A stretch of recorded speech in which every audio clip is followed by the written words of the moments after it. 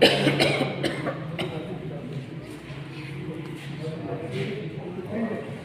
वहाँ पर कैसे पहुँचे? ऐसे ही घर पर सफाई करते और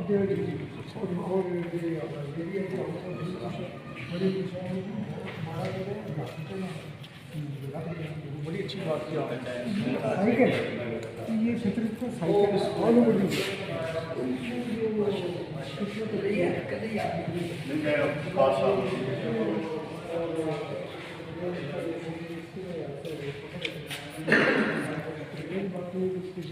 पाकिस्तान में ऑलमोस्ट सही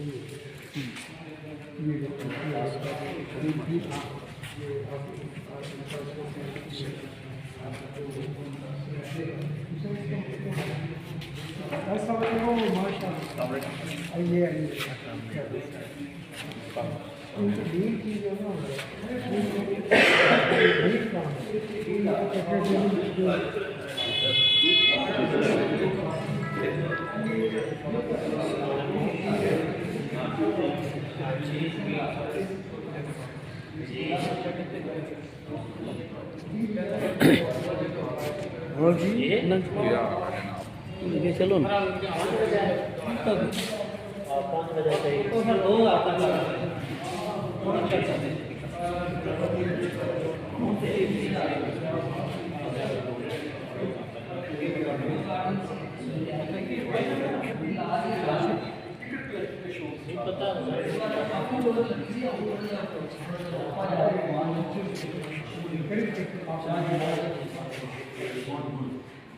बड़ी अच्छी कलेक्शन है जी, कलेक्शन बड़ी अच्छी है और ये मैंने देखी होगी पहले भी लिखी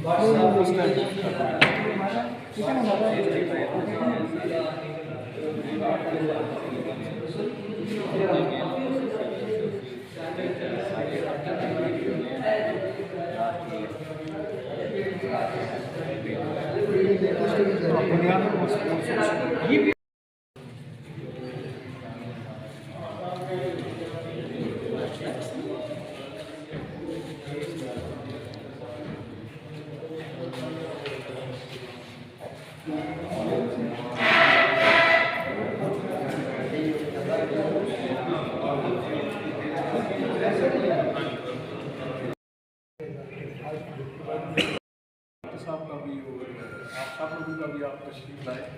तो ऐसी किसी भी तकरीब में जब मेरा जाना होता है तो मेरा पहला यही होता है कि गैदरिंग लोगों की आमद बड़ी कम होती है, शायद हम उन तक बात पहुँचा नहीं सकते और स्टूडेंट्स हों ताकि वो सारी चीज़ें देखें, आइंदा के लिए सिलसिला चलता रहे।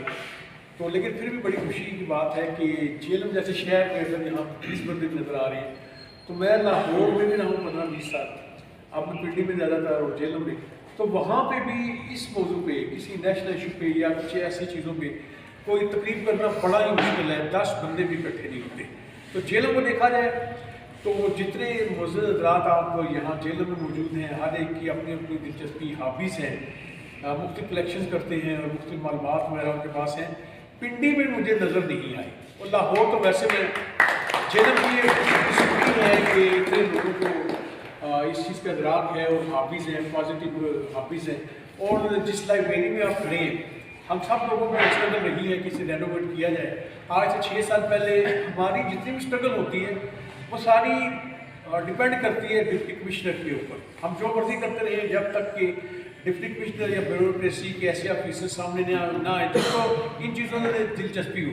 ये स्ट्रगल जारी थी डॉक्टर शकूर मलिक साहब और बाकी अहबाब की भी, डॉक्टर असद मिर्ज़ा, इखलाक अहमद साहब, मरहूम यूनुस गोवल साहब, सब की के रेनोवेट हो लाइब्रेरी। तो ये बार आप उस वक्त हुई जब सारा रिकॉर्ड मेरे हैंड ओवर करके, जो लीगल रिकॉर्ड था, कोर्ट का रिकॉर्ड था, वैक्यूम ट्रस्ट प्रॉपर्टी का रिकॉर्ड था, तो यहाँ डिप्टी कमिश्नर आए इकबाल हुसैन साहब। उस वक्त उनके पास 57 लाख की ग्रांट थी। वो ग्रांट में चाहे मुख्तलिफ लोगों ने दी थी, गवर्नमेंट के पास आ गई, तो उन्होंने लगा दी। उससे पहले लगा के जो भी काम किया बड़ा अच्छा काम किया।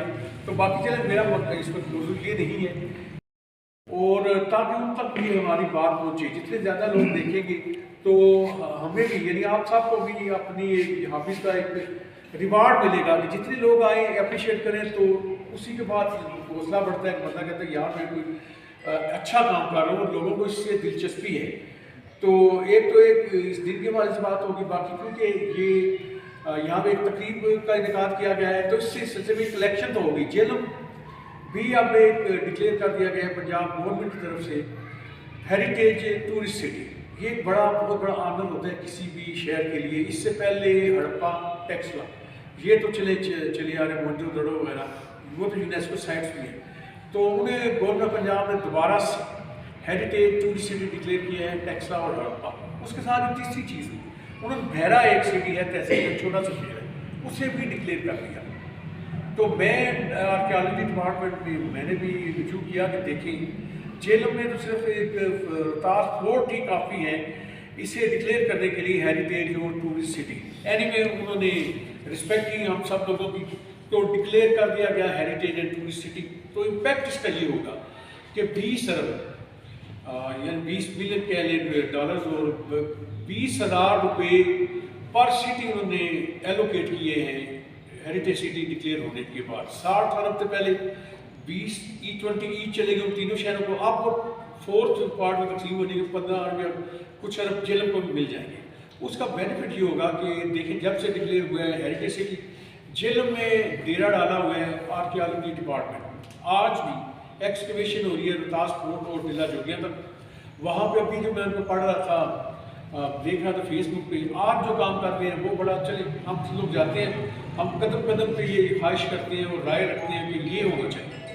तो अगरचे यूनेस्को साइट होने के बावजूद भी रोहतास फोर्ट में यहाँ एक दस्तूर है ब्यूरोक्रेसी का, जिसके पास आता है पैसा लगाता कोई नहीं। इतनी ह्यूज ग्रांट आई और रोहतास फोर्ट कितना इम्प्रूव है।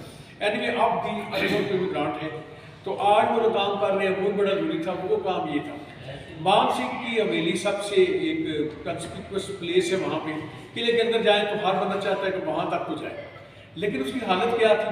कोई भी पुरानी जो रूइंस हैं, जो हिस्टोरिकल प्लेसेस है, उन्हें प्रिजर्व करने का तरीका ये होता है कि जहाँ तक वो है इंटैक्ट, वहाँ पर उनमें मजीद इम्प्रूवमेंट लाई जाए। बेशक नजर आता है कि ये चीज़ इम्प्रूव की गई है और उसे वहाँ पर रोक दिया जाए। और मान सिंह की हवेली अब भी अगर सीढ़ियाँ आप जाते होंगे, सीढ़ियाँ चढ़े तो आपको डर होता है कि मैं दाएँ ना गिर जाऊँ, बाएँ ना गिर जाऊँ। और अगर छत पे चले जाए, वो भी इतनी ज़्यादा उन्होंने अच्छी नहीं बनाई हुई कि बंदे जाए तो किसी दिन आराम से गिरी जाती है। उसका तरीकाकार ये होता है, उसके चारों तरफ पिलर वगैरह दिए जाते हैं, प्लेटफॉर्म बनाए जाते हैं, और जो आज तक नहीं बनाएंगे।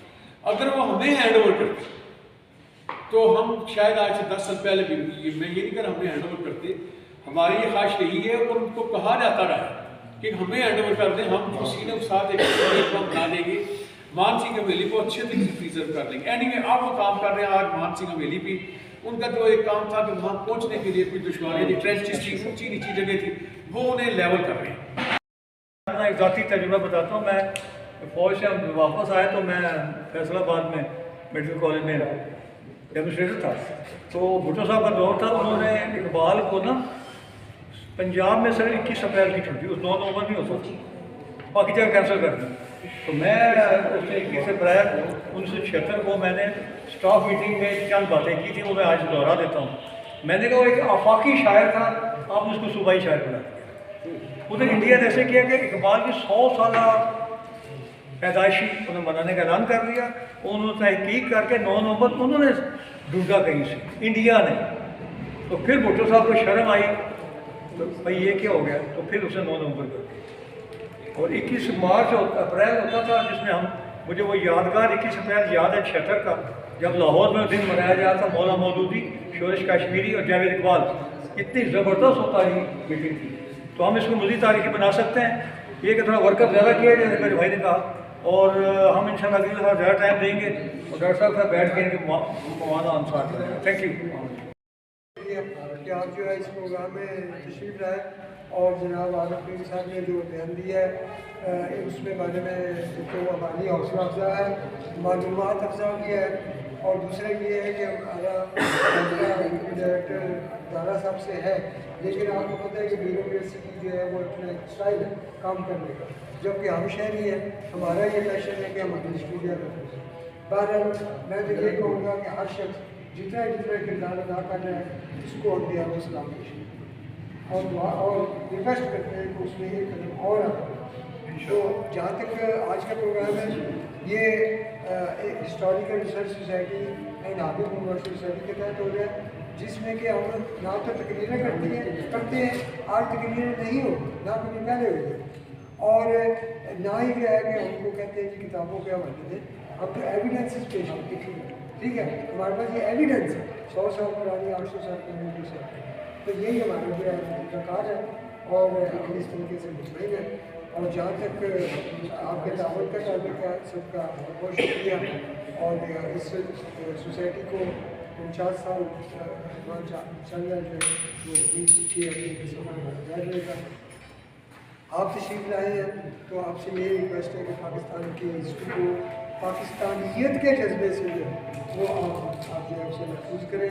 इससे जो है अब तो शायद कोई फ़ायदा नहीं उठा रहे, बल्कि नहीं उठा रहे, लेकिन उम्मीद है कि आने वाली नस्लें जो है उसे किसी मिलेंगी।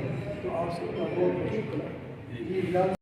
की कलेक्शन बहुत अच्छी होती है और बड़े जज्बे मेरे क्लास फेलो भी है कि एडवर्ड के, और ये पिंडी इस्लामाबाद से तशरीफ लाए हैं। बहुत शुक्रिया।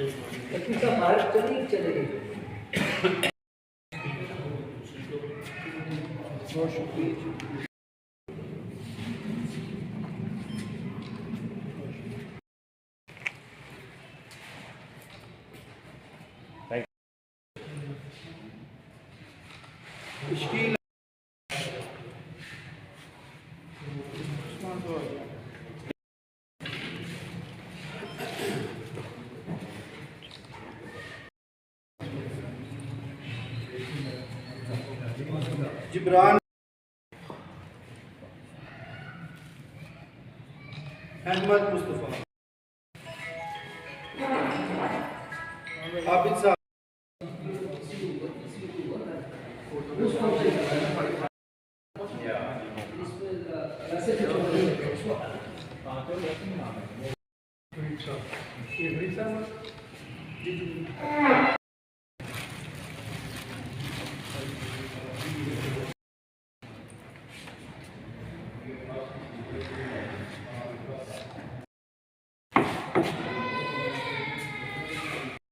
हमारे इससे की समझ है किधर है